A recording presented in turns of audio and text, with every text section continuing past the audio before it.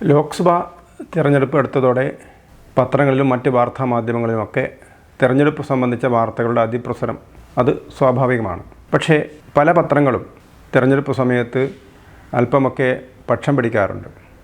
പക്ഷേ കേരളത്തിലെ നിഷ്പക്ഷ പത്രം എന്ന് അവകാശപ്പെടുന്ന മലയാള മനോരമ പൂർണ്ണമായി UDF അല്ലെങ്കിൽ കോൺഗ്രസിന് അനുകൂലമായി വാർത്തകൾ ചമയ്ക്കുന്നത് കാണുമ്പോൾ പലപ്പോഴും തോന്നിപ്പോകും, ഡൽഹിയിലെ മലയാള മനോരമ ലേഖകർക്ക് മലയാള മനോരമയിൽ നിന്ന് പകരം AICC ആസ്ഥാനത്തു നിന്നാണോ ശമ്പളം കിട്ടുന്നത് എന്ന് തോന്നിപ്പോകുന്ന രീതിയിലാണ് വാർത്തകൾ വരുന്നത്.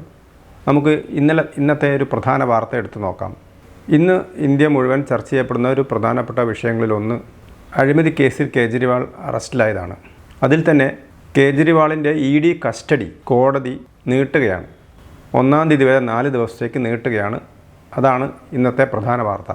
പക്ഷേ നമ്മുടെ മലയാള മനോരമ ഫ്രണ്ട് പേജിൽ എന്താണ് ചെയ്തിരിക്കുന്നതെന്ന് നോക്കാം.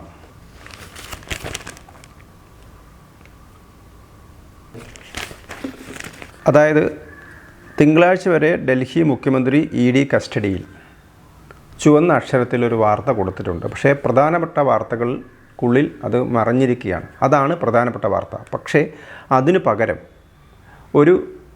ഒരു അഴിമതി കേസിൽ ഒരു മുഖ്യമന്ത്രിയെ കോടതി അന്വേഷണ ഏജൻസിയുടെ കസ്റ്റഡിയിൽ വിടുന്നു. വീണ്ടും അദ്ദേഹം അതിൻ്റെ കാലാവധി കഴിയുന്ന സമയത്ത് വീണ്ടും കോടതിയിൽ ഹാജരാക്കുന്നു. അത് വീഡിയോ കോൺഫറൻസ് മുഖേനയാണ് ഉദ്യോഗസ്ഥർ ഹാജരാകുന്നു, അദ്ദേഹം നേരിട്ട് ഹാജരാകുന്നു. പക്ഷേ മലയാള മനോരമ കൊടുത്തത് എന്താണ്?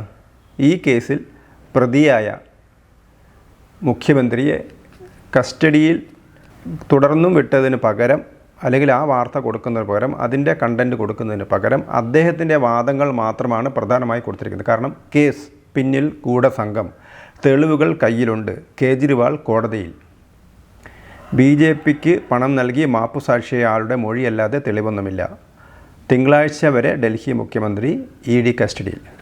അതുമാത്രം ചുവന്ന അക്ഷരത്തിൽ, പക്ഷേ ആരും കാണാത്ത വിധത്തിലാണ് കൊടുത്തിരിക്കുന്നത്. അതാണ് യഥാർത്ഥ വാർത്ത.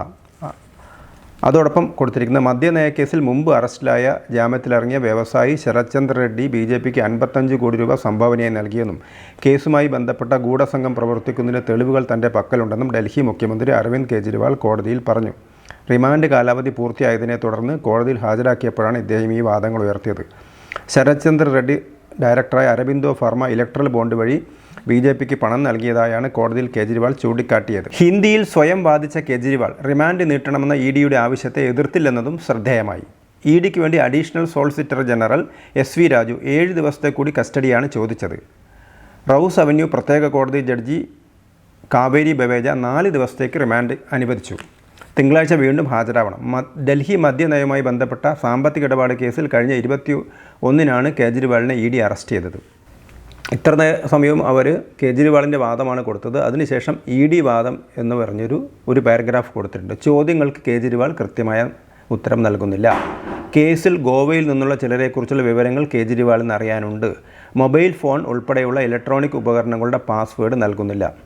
വീണ്ടും കേജ്രിവാളിൻ്റെ വാദം. BJPക്ക് പണം നൽകിയ ശേഷം ജാമ്യത്തിലിറങ്ങി മാപ്പുസാക്ഷിയായ ശരത് ചന്ദ്ര റെഡ്ഡി നൽകിയ മൊഴി മാത്രമാണ് എനിക്കെതിരെയുള്ള തെളിവ്. എൻ്റെ പേരുള്ള മൊഴി പകർപ്പുകൾ കോടതിയിൽ ഹാജരാക്കിയിട്ടില്ല. കേസ് അടിമുടി രാഷ്ട്രീയ ഗൂഢാലോചനയാണ്. ഒരു തെളിവുമില്ല. പാസ്വേഡുകൾ നൽകാൻ EDക്ക് നിർബന്ധിക്കാനാവില്ല. എത്ര കാലം വേണമെങ്കിലും എന്നെ കസ്റ്റഡിയിൽ സൂക്ഷിക്കാം. കേസന്വേഷണം എന്ന പേരിൽ EDയാണ് പണം തട്ടുന്നത്. ഇതാണ് യഥാർത്ഥ തട്ടിപ്പ്. EDക്ക് 2 ലക്ഷ്യമാണ്: AAPയെ ഇല്ലാതാക്കുക, പണം തട്ടാൻ ചില പുകമറ സൃഷ്ടിക്കുക. ഇതാണ് മനോരമയുടെ ഇരട്ടത്താപ്പ്. അതായത് ഒരു രാജ്യത്തെ ഏറ്റവും നിർണായകമായ ഒരു കേസ്, 100 കോടി രൂപ വാങ്ങിയതിൻ്റെ തെളിവുകൾ ED ഹാജരാക്കിയിട്ടുണ്ട് കോടതിയിൽ. ഇതേ കേസിലെ 2 പ്രതികൾ, അതിൽ ഒരു പ്രതി കഴിഞ്ഞ ഫെബ്രുവരി മുതൽ ഉപമുഖ്യമന്ത്രിയായ മനീഷ് സിസോദിക്ക് ജാമ്യം പോലും കൊടുക്കുന്നില്ല കോടതി. അപ്പോൾ എല്ലാ തെളിവുകളും കോടതിയിൽ ED ഹാജരാക്കിയതാണ്. അതുകൊണ്ടാണ് ജാമ്യം നൽകാത്തത്. ഒരു ഉപമുഖ്യമന്ത്രിക്ക് 13 മാസമായി ജാമ്യമില്ല. പക്ഷേ മനോരമ ഇതിനകത്ത് കസ്റ്റഡി നീട്ടിയതല്ല വാർത്ത കൊടുക്കുന്നത്, മറിച്ച് അരവിന്ദ് കെജ്രിവാൾ എന്ന പ്രതിയുടെ വാക്കുകൾക്കാണ് പ്രാധാന്യം കൊടുക്കുന്നത്. ഇനി EDയെക്കുറിച്ചുള്ള വിശ്വാസക്കുറവാണെങ്കിൽ ഇനി നമുക്ക് മനോരമയുടെ അടുത്ത നിലപാട് നോക്കാം. ഇതാണ് കേരളത്തെക്കുറിച്ച് മനോരമ കൊടുത്തിരിക്കുന്നത്. കേരളത്തിലെ ED കേസിനെ കുറിച്ചാണ്. ഇവിടെ എന്താണ് പറയുന്നത്? ഇത് കേരള മുഖ്യമന്ത്രി പിണറായി വിജയൻ്റെ മകളും ഒക്കെ ഉൾപ്പെട്ട കേസാണ്.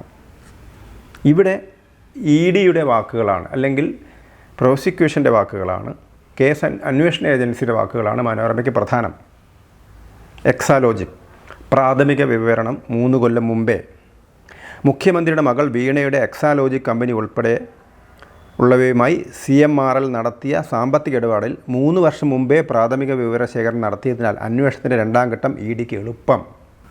ആദായ നികുതി വകുപ്പിൻ്റെ കണ്ടെത്തലിൽ 2021 ED കൂടി അന്വേഷണം തുടങ്ങിയപ്പോൾ പ്രതിരോധിക്കാൻ ചടുലമായ നീക്കങ്ങൾ അന്ന് 2 കമ്പനികളും നടത്തുകയും ചെയ്തു.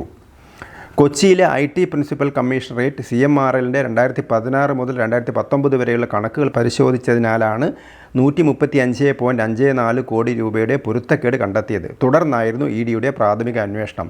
CMRLുമായി ഇടപാട് നടത്തിയ കമ്പനികളിൽ നിന്നും മൊഴിയെടുത്തു. ആദായ നികുതി വകുപ്പിൻ്റെ അന്വേഷണ റിപ്പോർട്ട് പുറത്തു വന്നതിന് പിന്നാലെയാണ് പ്രവർത്തനം താത്കാലികമായി മരവിപ്പിക്കാൻ എക്സാലോജിക് കമ്പനി ബാംഗ്ലൂരിലെ രജിസ്ട്രാർ ഓഫ് കമ്പനീസിനെ സമീപിക്കുന്നത്. 2022 നവംബറിൽ പ്രവർത്തനം മരവിപ്പിച്ചു. വീണയുടെ കമ്പനിക്ക് വായ്പയായി 78 ലക്ഷം രൂപ നൽകിയ ശശിധരൻ കർത്തായ്ക്ക് പങ്കാളിത്തമുള്ള എംപവർ ഇന്ത്യ കമ്പനിയും ഈ കാലയളവിൽ പ്രവർത്തനം അവസാനിപ്പിച്ചു. ആദായ നികുതി വകുപ്പിൻ്റെ കണ്ടെത്തലിനെതിരെ CMRL ഇൻ്ററീം സെറ്റിൽമെൻറ്റ് ബോർഡിനെ സമീപിച്ചു. ആദായ നികുതി വകുപ്പിൻ്റെ റിപ്പോർട്ട് ഇൻ്ററീം സെറ്റിൽമെൻറ്റ് ബോർഡിൻ്റെ പരിഗണനയിലെത്തിയതോടെയാണ് ഇതേ റിപ്പോർട്ടിൻ്റെ അടിസ്ഥാനത്തിൽ തുടങ്ങിയ അന്വേഷണം ED തൽക്കാലം നിർത്തിയത്. 1 വർഷത്തിലേറെ കഴിഞ്ഞാണ് സെറ്റിൽമെൻറ്റ് ബോർഡ് വിധി വന്നത്. 73.88 കോടി രൂപ ആദായ നികുതിക്കായി വെളിപ്പെടുത്തേണ്ട ഗണത്തിലല്ലെന്നും ബാക്കി തുകയ്ക്ക് നികുതി അടയ്ക്കാമെന്നുമായിരുന്നു ബോർഡിൽ CMRL വാദിച്ചത്.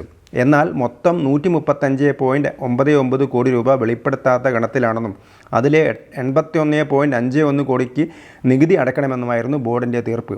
വീണയ്ക്കും കമ്പനിക്കും നൽകിയ 1.72 കോടി രൂപ ലഭിക്കാത്ത സേവനമാണെന്നും ഇതിന് നികുതി നൽകണമെന്നും വിധിച്ചു. ഇൻ്ററീം സെറ്റിൽമെൻറ്റ് ബോർഡിൻ്റെ വിധിയാണ്. ഇതിനു പുറമെ പിഴ ചുമത്തുന്നതിൽ നിന്നും സംരക്ഷണവും പ്രോസിക്യൂഷൻ ഇമ്മ്യൂണിറ്റി അനുവദിച്ചു. എന്നാൽ ബോർഡിന് മുമ്പിൽ നൽകിയ കണക്കിലും രേഖയിലും കളവോ കൃത്രിമോ നടന്നുവെന്ന് SFIO ED അന്വേഷണത്തിൽ ബോധ്യപ്പെട്ടാൽ ഈ സംരക്ഷണം നഷ്ടമാവും. ഇതിനിടെ എക്സാലോജിക്കുമായി സാമ്പത്തിക ഇടപാട് നടത്തിയ 12 കമ്പനികൾ 6 എണ്ണത്തിൻ്റെ പ്രതിനിധികളോട് മൊഴി ഹാജരാകാൻ serious fraud investigation office SFIO നിർദ്ദേശിച്ചു. നോട്ടീസിന് മറുപടി നൽകാനുള്ള സമയപരിധി 15-ന് അവസാനിച്ചിരുന്നു. ചില കമ്പനികൾക്ക് ആവശ്യപ്രകാരം കൂടുതൽ സമയം അനുവദിച്ചിട്ടുണ്ട്. SFIO അന്വേഷണത്തിന് കാരണമായ ഷോൺ ജോർജിൻ്റെ ഹർജിയും അന്വേഷണത്തിനെതിരെ KSIDC സമർപ്പിച്ച ഹർജിയും 5-ന് വീണ്ടും പരിഗണിക്കും. ഇവിടെ EDയാണ് ശരി മനോരമയ്ക്ക്. കാരണം പ്രതിസ്ഥാനത്ത് നിൽക്കുന്നത് പിണറായി വിജയനും കമ്പനിയുമാണ്. ഡൽഹിയിൽ നേരത്തെ കോൺഗ്രസ് EDക്കെതിരായിരുന്നു. പക്ഷേ EDയുടെ അന്വേഷണത്തിനിരയായ ഡൽഹിയിലെ മദ്യനയ കേസിലെ മുഖ്യപ്രതി അരവിന്ദ് കെജ്രിവാൾ, പ്രതികളായ മനീഷ് സിസോദിയൊക്കെ അകത്ത് കിടക്കുന്ന സമയത്ത് AAPയും കോൺഗ്രസും തമ്മിൽ സഖ്യമാവുന്നു. മനോരമ നേരെ കോൺഗ്രസിൻ്റെ ഭാഗത്ത് ചേരുന്നു, അല്ലെങ്കിൽ AAPയുടെ ഭാഗത്ത് ചേരുന്നു. കേരളത്തിൽ അവർ പിണറായി വിജയനെതിരായിട്ട് വാർത്തകൾ കൊടുക്കുന്നു. ഇതാണ് മനോരമയുടെ ഇരട്ടത്താപ്പ്. ഇതുകൊണ്ടാണ് നമുക്ക് സംശയം തോന്നുന്നത് മനോരമയിലെ ജീവനക്കാർക്ക് മനോരമയിൽ നിന്നാണോ AICC ഓഫീസിൽ നിന്നാണോ ശമ്പളം നൽകുന്നത് എന്നുള്ളൊരു സംശയം സ്വാഭാവികമായി ഉയർന്നു വരുന്നത്.